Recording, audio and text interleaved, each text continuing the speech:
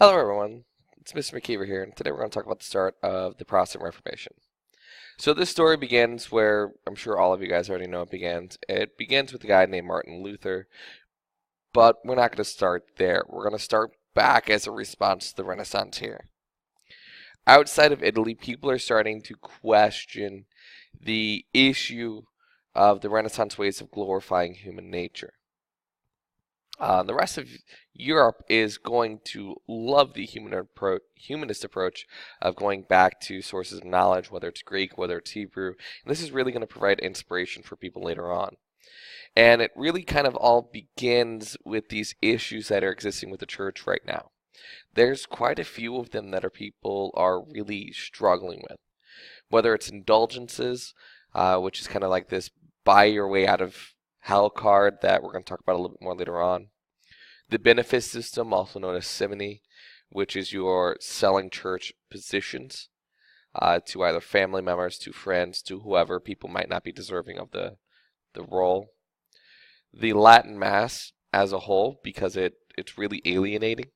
It's not in a language that people understand. It's very them versus us.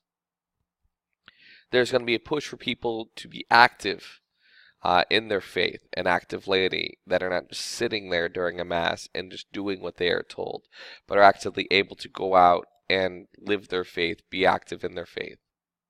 There's some issues with the corrupt clergy, people who are getting married and having children that shouldn't be, or bishops and cardinals, or even some priests living extraordinarily lavish lives when they're supposed to be living vows of poverty. Issues with fake relics being sold. You'd walk up to a person who says he's selling the relic of St. Peter's finger, and he gives you this fake bone, and you think you're buying something that's going to help you get into heaven, and in reality, it's nothing. We have pilgrimages and how they're becoming these profit centers for the church, and people have issues with that. And also the influence of the Pope in very secular political issues all around Europe. So all of these issues are really problematic for the Catholic Church. And because of that, these ideas of humanism and really looking back at maybe what the church is supposed to be and how that's different than what it is right now is going to eventually drive what we call the Protestant Reformation and a guy by the name of Martin Luther. So let's talk about this. Luther himself is born in 1483. He's born in the Holy Roman Empire to a pretty well-off family. Is educated at a university, is supposed to go to law school. But after some traumatic storm that he is stuck in, ends up going to a monastery instead as part of a wager that he has with God. If God allows him to live through this storm, he'll go ahead and become a monk. So he does that, much to the hatred and chagrin of his family, who really wanted him to be a lawyer and to be pretty well off. Well, while at his monastery, or while living in a monastery, Luther will travel to Rome, and on his way to Rome, he actually encounters a man by the name of Johann Tetzel, who is selling these things. These are indulgences. Tetzel is this really famous indulgence seller. This idea that you can sell kind of your way into heaven is really problematic to Luther. But let's take a side note here. Let's talk about what indulgences are and where they came from.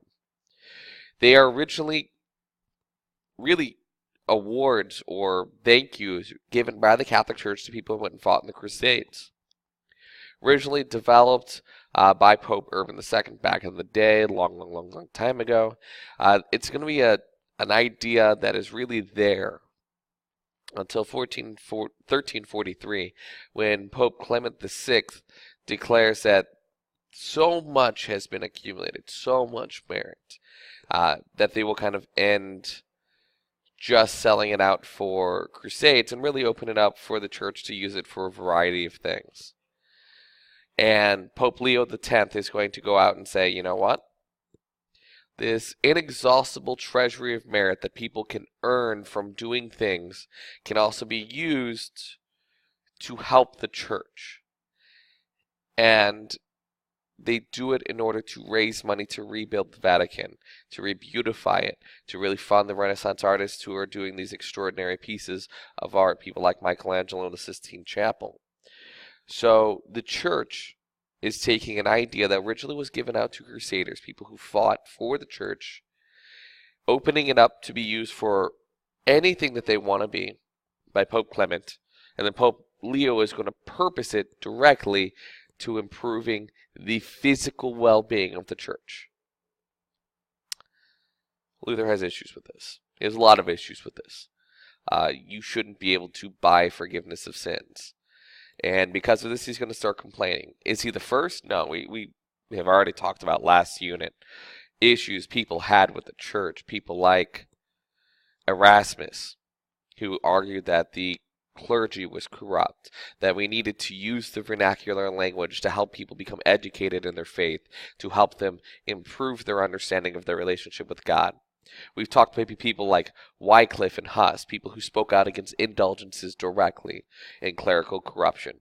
But we also know how this usually turned out. Huss was burned at the stake for his beliefs.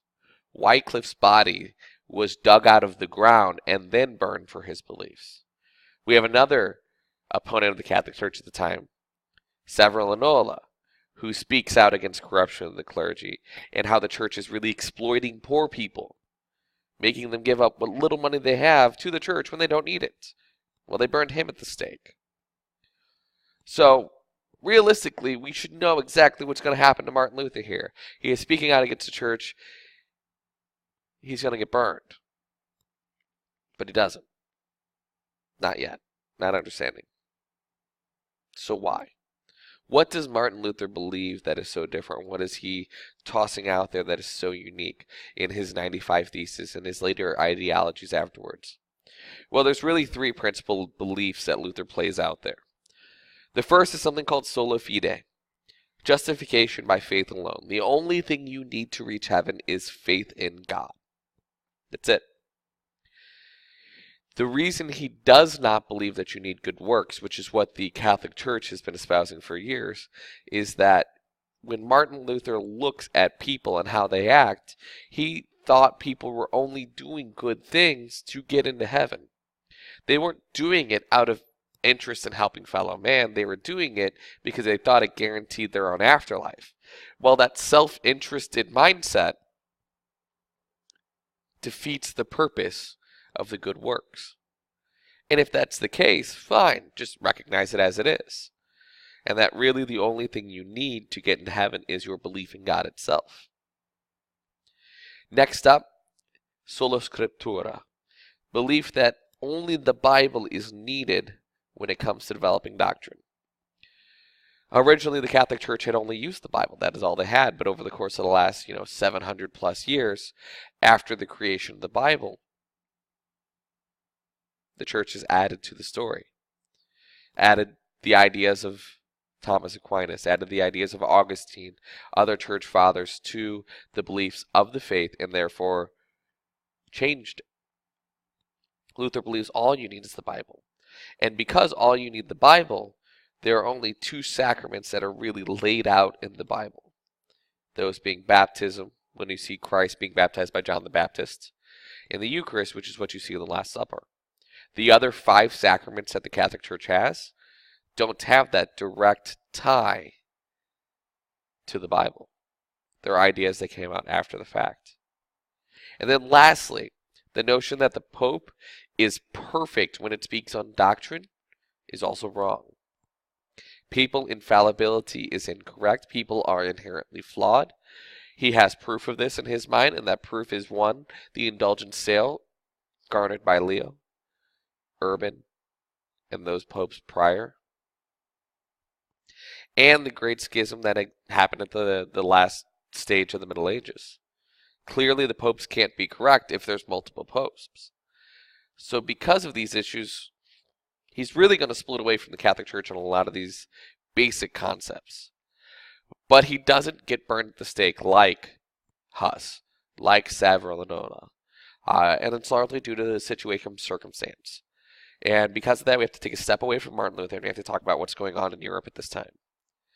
Things are a bit complicated in the political scene of Europe. Right now, we're seeing a very important moment in European history in the election of a guy by the name of Charles V as the new Holy Roman Emperor. Charles is 19 years old, folks. He is a child for all intents and purposes. And he is going to be elected by the electors of the German territories, the most important princes in the region, to become the new Holy Roman Emperor. And this is insane considering the amount of territory that he is now going to control at 19 years old. He will be the King of Spain, the Netherlands, the Holy Roman Empire. He is tied also to Austria, the New World. All this stuff is his. It is ridiculous how much control he has at 19 years old. Well, in order to get this win, to get this election to become the Holy Roman Emperor, he had to make some deals and make some friends. Some of these people are people like the German Supreme Court who helped solidify the control of the Holy Roman Emperor. And really there's two groups that are going to be vitally important to him.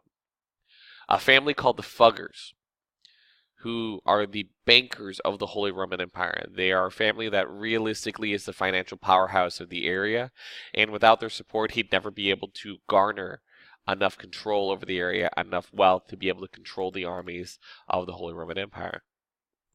And also, he needs the support of the most important elector, the most important prince in Germany, a guy by the name of Frederick. And Frederick is going to be vital to this story. He is one of the most powerful electors in Germany. He's also extraordinarily devoted to the notion of education and will found the University of Wittenberg. And at the University of Wittenberg, he now has a new theology professor, a guy by the name of Martin Luther. And because of this, he is going to protect Martin Luther. Because Martin Luther is what is driving people to his university for them to become educated at this place, at Wittenberg. He doesn't want anything to happen to him. If he ends up getting burned at the stake, he loses his kind of cultural attraction, if you will. So this is going to hand-tie Charles quite a bit, because he can't alienate Frederick, otherwise he risks losing control of the other electors. It's a weird situation, but Charles is devoted to his faith. So when Martin Luther puts his 95 Theses up there, and again, it's just as a conversation starter. He didn't really want to radically change the religious situation of Europe, but that's what happened. Charles is forced to do something. He doesn't really know what he wants to do, but he has to do something. So he calls it Diet of Worms. Charles goes to the town of Worms in order to hold Luther on trial for his statements. And Luther is told to recant his beliefs or face an imperial ban. Instead of just executing him, he's told to recant because, again, he's the friend of Frederick the Elector. Luther's response is iconic. It is a quote that has been passed down from generation to generation. Unless I am convinced by proofs from scriptures, or by plain and clear reasons and arguments, I can and will not retract. For it is neither safe nor wise to do anything against conscience.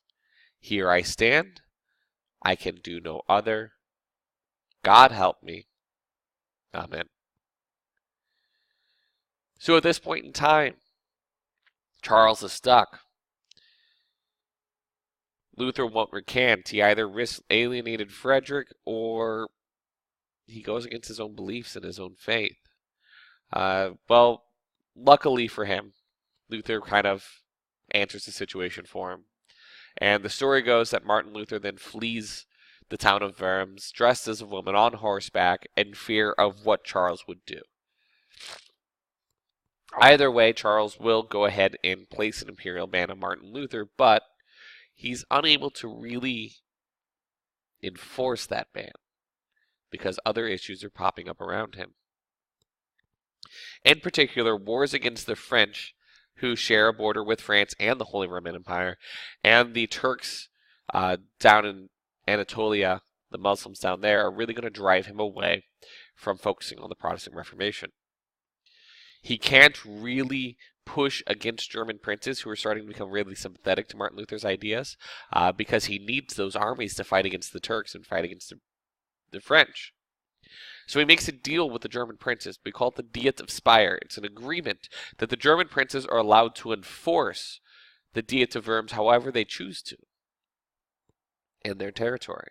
So each prince is kind of given the option of whether or not they want to enforce the imperial ban or not. That way, Charles gets his armies to fight his wars.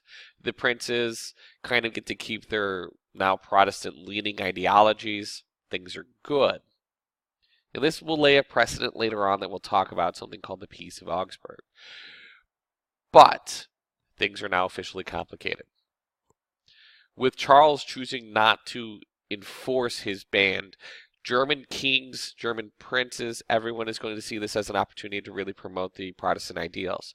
For really two reasons. Some people like the ideas of Martin Luther theologically, but also a lot of princes like the idea of getting rid of Catholic influence in their territory. Cardinals and bishops held a lot of political power in each of those little principalities, and this really rids them of that. They can confiscate those lands from the church if they're no longer part of the Catholic faith. So we don't really know for a lot of these princes whether or not they really believe the ideas of Luther, but we do know a lot of them will turn to Martin Luther, whether that's for beliefs or for political power, who knows. These German princes who allied together with the ideas of Martin Luther are going to be called as the Smalkaldic League, built around the ideas of the Protestant faith. Well, that will be a problem later on as a series of wars will break out in Europe, but that's a different story for a different day. Also, in response to Martin Luther's ideas, we'll see peasants revolt throughout the Holy Roman Empire against their Protestant kings and queens, their lords, believing that Protestant faith and its really push against organized, controlled religion and really, in their minds, hierarchy would garner respect from Martin Luther, and that Luther would advocate for these peasants trying to push away from the feudal lords. But they really overestimated their beliefs here, because Luther's not a political activist. He never viewed himself as one, and doesn't promote violence in really any way. So these peasant revolts that will spring up throughout the Holy Roman Empire are actually just going to be really stomped down, and Luther will actually speak out against them, and the people will kind of feel a little bit abandoned by him. But that's where we leave the story for today. Hopefully this makes a little bit of sense at the start of the Reformation. There's a lot more to still unfold in this story, and we'll get to that in subsequent videos. Thanks, and have a great day. Bye-bye.